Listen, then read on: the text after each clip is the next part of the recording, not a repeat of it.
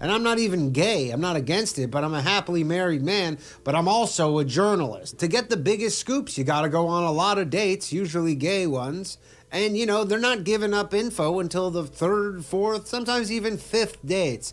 But you have had to get your boots dirty. And that means a whole lot of sucking. Random dudes doing poppers. You're up till 6 a.m. just with tons of guys just getting out, all in the pursuit of truth. People don't know this, but 72% of all Pulitzer Prize winning journalists have done something gay to get that story. Most recently, I was actually the journalist who secretly recorded the Pfizer director spilling all his secrets about what they've been up to with and the I cannot express to you enough how much depraved gay stuff I had to do on that first and second date in order to get him comfortable enough to come clean on that third date. Hey, it's funny because it's true, and Project Veritas could be single-handedly bringing back monkeypox. Welcome back, beautiful and amazing human beings. My name's Luke Rudetsky here of WeAreChange.org, and we have a plethora of absolutely wild and crazy news to get into today, especially when it comes to a lot of international relations that are very curious, to say the least, as we're going to be looking at a lot of foreign policy, a lot of international developments, and the craziness happening all over the world, with all the latest events breaking down here in this independent media broadcast that, of course, is supported by you guys getting shirts. If you like the shirt that I'm wearing right now, you guys could get it on thebestpoliticalshirts.com. Works very well with the State of the Union address that we just had yesterday.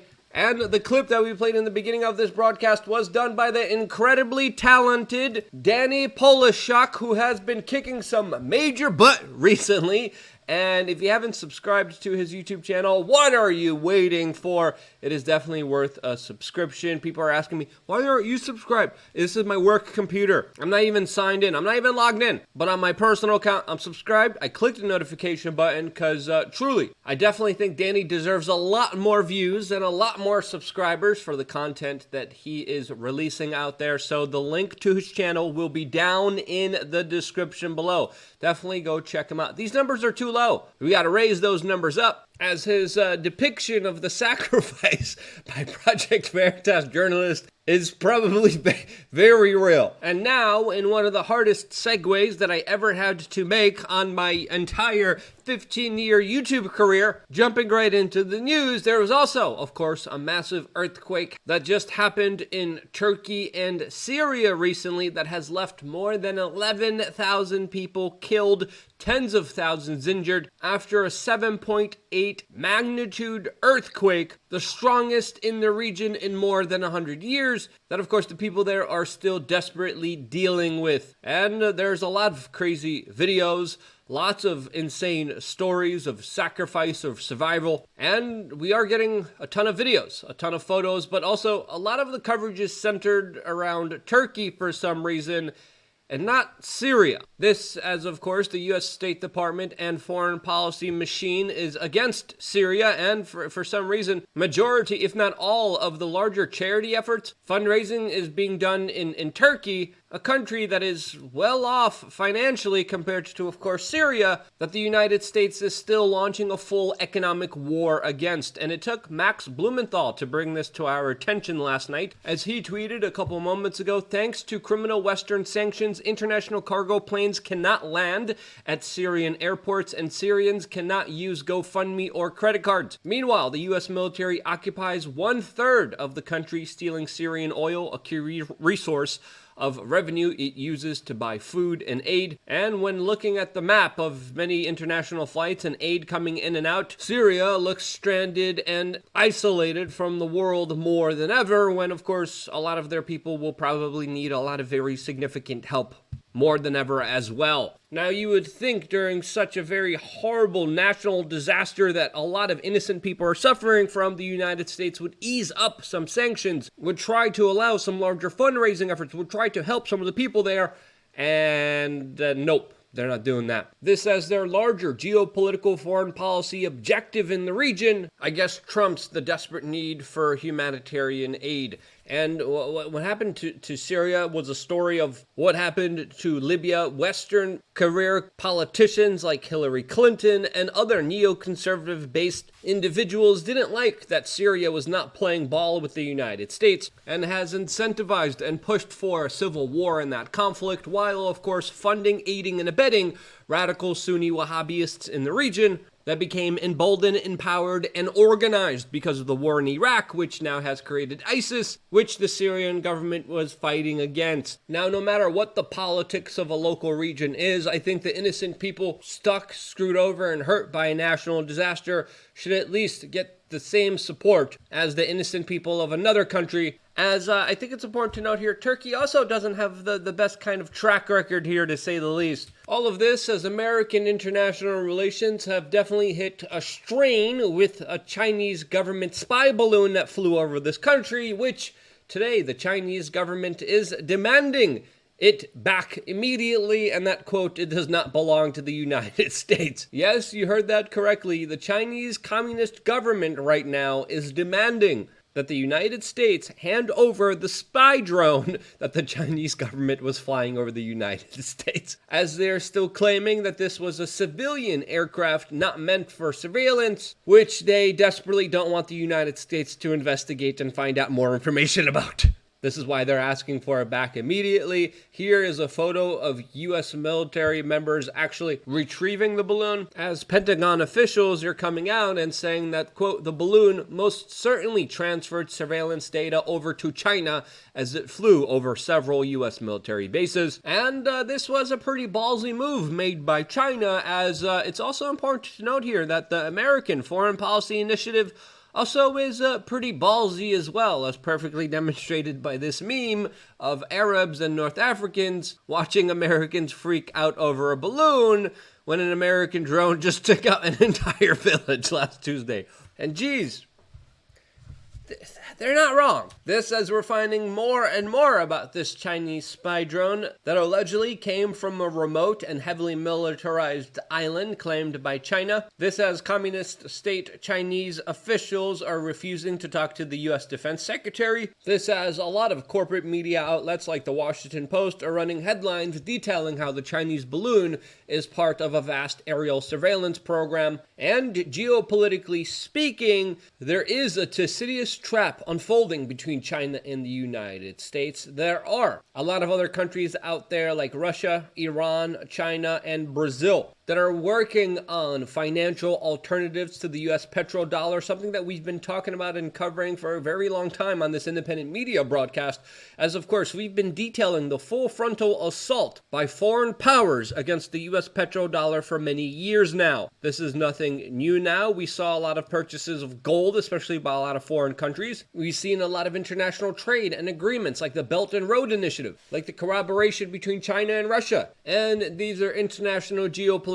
issues that I definitely think are worth discussing and debating, since of course they will have larger implications for not just the people of the United States, but for the people of the world. And you knowing about these developments and making the right decisions for yourself, not being a victim of them, is something that of course we prioritize and talk about a lot on LukeUncensored.com, our own platform where we get to say and do what we want, but specifically try to curate the information that could help you during these very difficult and crazy turbulent times. Along with that, we have 3 masterclasses if you want to become a YouTuber, if you want to become an expatter, if you want to become a survivalist. All of those 3 masterclasses are available for you, as well as the forum where you get to meet a lot of like-minded members. There have been a lot of people joining our membership area, and it's incredible to see the amazing conversations that happen specifically through our communication platform, which gives you access to all the other members of this incredible quasi-private, not-so-private, secret, not really secret society that also gets you pretty cool t-shirts that you could only get as a member of LukeUncensored.com. You go in the members area, this is what it looks like. You get the store here, you get the forum here, you get the 3 different master classes here, you get to search for whatever specific health or help-related video videos you guys want here. We have categories that you could click on here, and then of course all the latest videos that we did for you guys, all available here right on the front page as soon as you log in. I'm particularly proud of the very facetious and insane, crazy, fun nature of this video that I did here that I think you guys would really like. Get to watch it right now just by signing up very easily and quickly on LukeUncensored.com, just by clicking right here. It's very easy, very simple, very quick. Click on the link in the description below and I will see you there right after this broadcast, as I will have a brand new video ready for you guys right after this one. As of course, we're still not done here talking about the larger, bigger financial problems headed into 2023. As of course, we've been detailing to you major layoffs happening in the tech sector. This as credit card debt in the United States has hit an all-time high and is nearly $1 trillion. This as of course many Americans are feeling the pain at the grocery store, at the gas pump, and every time they have to fork over more and more money just to survive. But the U.S. Federal Reserve and Treasury Secretary have an answer to all of this, and that is you're screwed unless you let us spend more of your money, unless you let us print more money, unless you let us devalue more of your money. This as former Federal Reserve Chairman Janet Yellen is now warning of a, quote, global financial crisis if the U.S. debt limit agreement isn't reached. This says Joe Biden last night during his State of the Union said the economy's great, and it's not. He's a liar. This says, of course, the Democrats want to spend more and more of your money that we, of course, don't have. The Republicans also do the same thing. They're not any better, especially when it comes to fiscal responsibility. This says, I think it's fair to say that there is a larger financial reckoning coming our way. But hey, we might as well just keep spending money, as in Boston. The city there has now just appointed 2 high schoolers and a BLM supporting college student a part of a committee that will decide how much money will be given to people because of the way that they were born. Yes, there's a new committee set up by the city of Boston that will redistribute money collected by the city, paid for by, of course, tax dollars, to give back to people for, quote, reparations to the black community. This says also a large portion of our money is going to the military-industrial complex and the military intelligentsia state that, of course, is creating, escalating, and promoting more global conflicts between the East and the West. This as we had a major bombshell by the former Israeli Prime Minister, and another one today by Simon Hirsch that detail how specifically the United States was behind escalating tensions between Ukraine and Russia, creating a situation that has amounted to a proxy war that is extremely dangerous for everyone involved in it. This, as today Volodymyr Zelensky is in the United Kingdom addressing Parliament, saying that he will be leaving today, thanking them in advance for powerful English planes that they will be sending to them. And I will be leaving the Parliament today, thanking all of you in advance for powerful English planes.